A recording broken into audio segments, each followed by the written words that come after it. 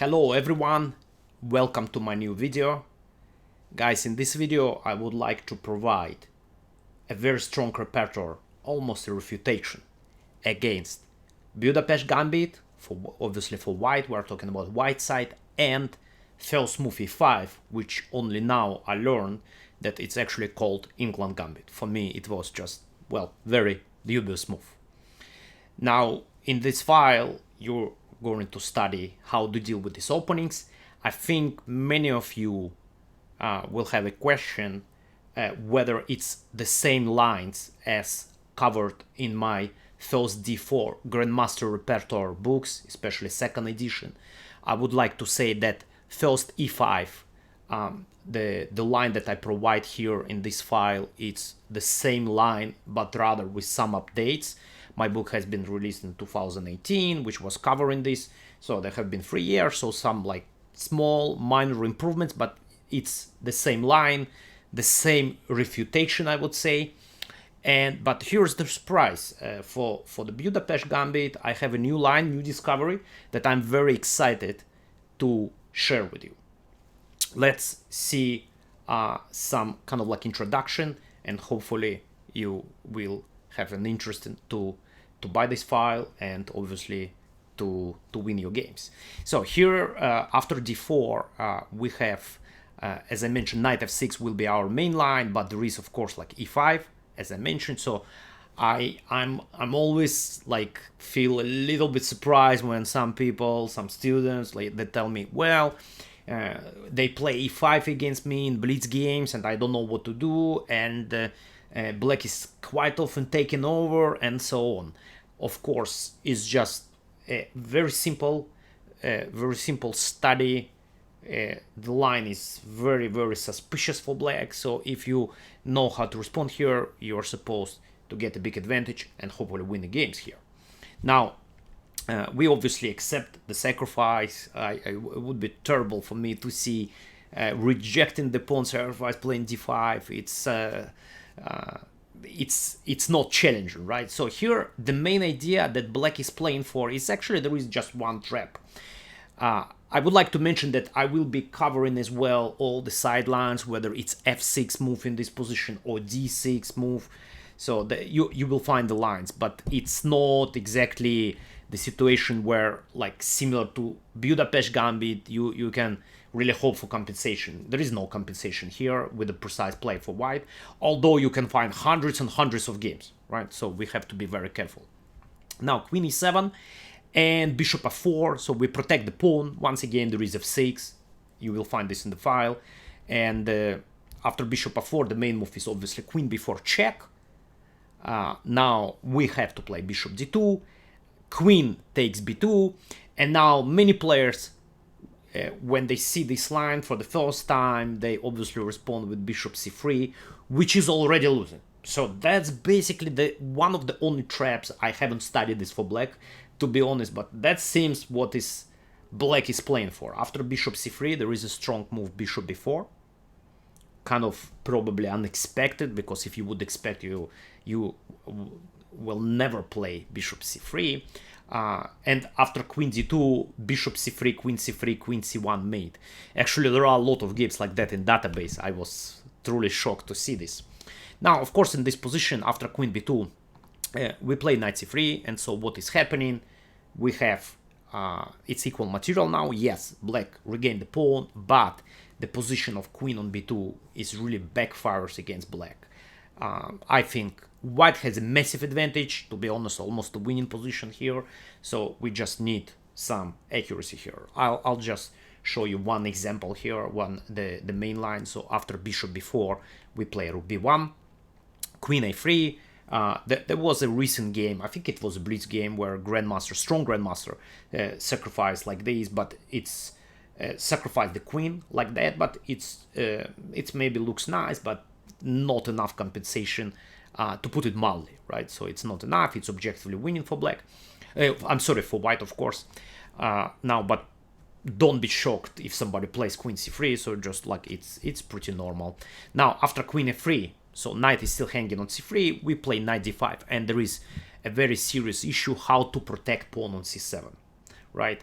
The main line will be bishop a5, then we play rook b5, keep targeting pawn on c7, because right now we want to take on a5, and then c7, bishop d2, queen d2, and finally king d8 has to be played, but it seems like maybe black were able to trade some pieces. a2 is hanging, so if knight e7, queen development, but not really. We can play knight g5, aggressive move, knight h6, f4, so now we build a massive center. Yes, maybe black survived the first wave, but white advantage is massive. He can capture the pawn, but it doesn't matter. It doesn't matter. e3, he can even give check, queen a2, but we play king f2. And so we're just about to develop our pieces. It's a massive, massive advantage here. Objectively speaking, if you want to see the, like, let's say computer evaluation, it will be huge advantage. It will be huge advantage here. So that's basically all about a5. There is nothing to see. It's just very important, guys. It's some investment, maybe like 1-2 hours, and you will be settled for the rest of your life. I can hardly imagine that there will be some improvement for black, right? You just, when you see that somebody plays this, you just need to open this file, repeat, and win the game. Now, talking about Budapest Gambit, we have here e5. Of course, once again, we accept the challenge. We take on e5, no d5, no knight f3. Of course, we accept the challenge.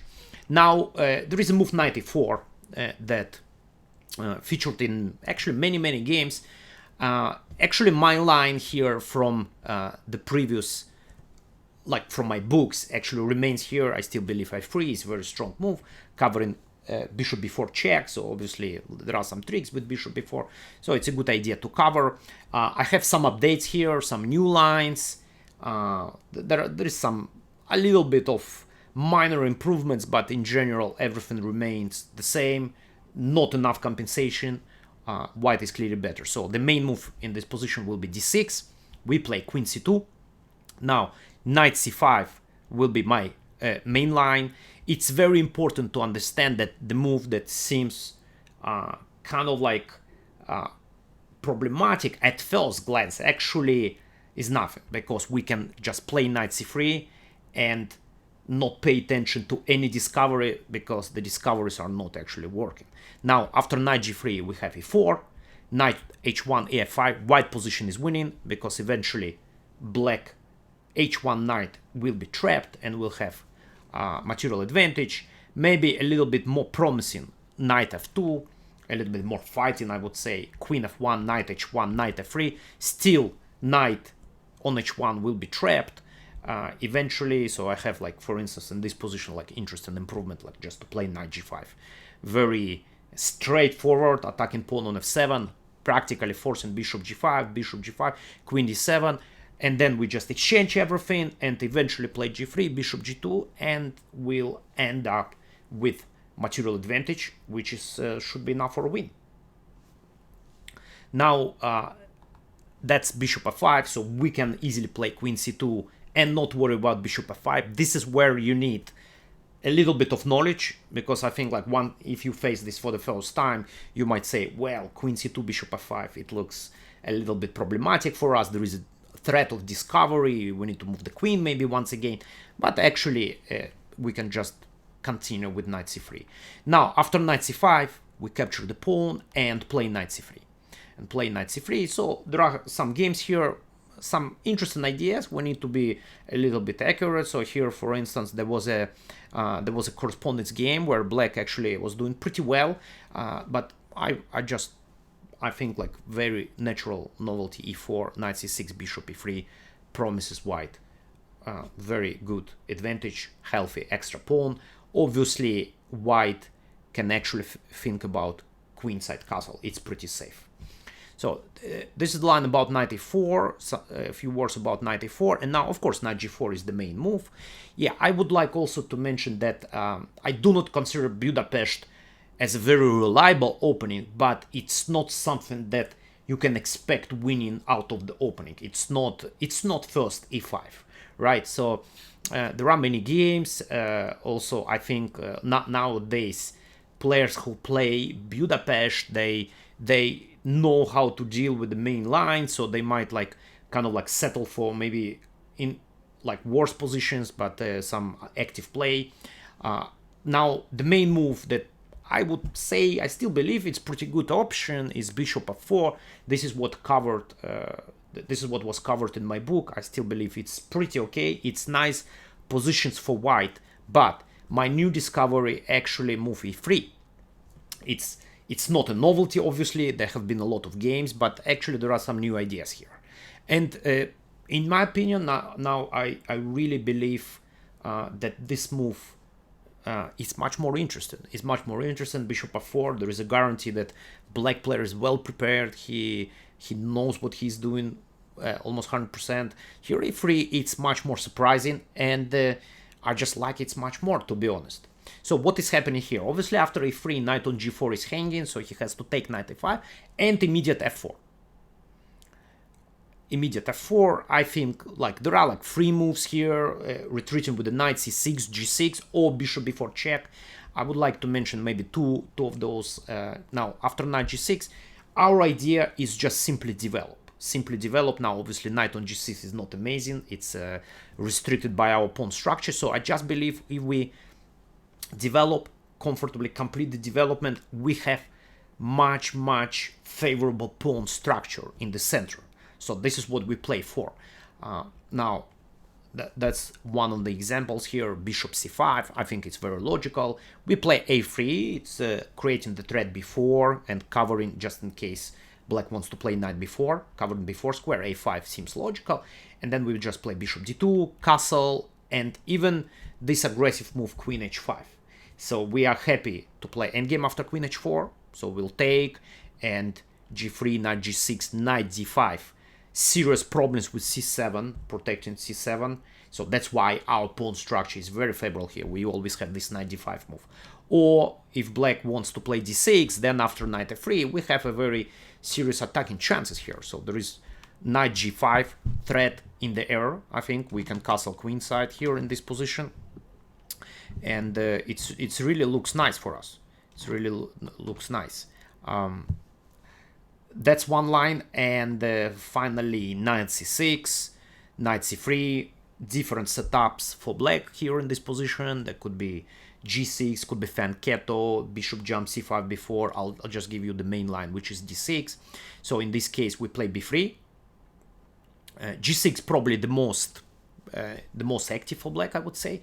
Bishop b2, bishop g7, queen d2, protecting the bishop on b2, castle, knight e2, very important move. It's actually much better for us to develop to g3 in order to control key e4 and f5 squares. Now with the knight on f3, we would lose slightly control over e4. Knight c5 is coming, so let's say knight c5 and bishop e2. Let's say a5 castle. So this is the main position. We have a very easy play here, guys. We have knight d5 coming anytime, we have e4, we have rook d1, and I don't see too much play here from black. So in general, this pawn structure always, in my opinion, like favorable for white. So I'm talking about this, let's say a7, b7, c7, d6 pawn structure. So we always have pawn on c4. Anytime we can jump knight d5. Black has a hard time to play maybe c6 because it's weakening d6. That's a pawn structure that, let's say, I'm striving for in different opening lines like Dutch, or maybe some lines with g3 from King's Indian and so on. So it's a fresh, in my opinion, a very easy system, and very nice advantage in my opinion, and very enjoyable play for white. I hope you enjoyed. I hope you will be interested to get these files. Now below this video you can find the link which will forward you to my webpage, askavruk.com. So please also subscribe to my channel and push the notification button so that you'll stay updated with my new opening files. I hope you enjoyed, and I hope you'll win a lot of games with my repertoire. Thank you for watching.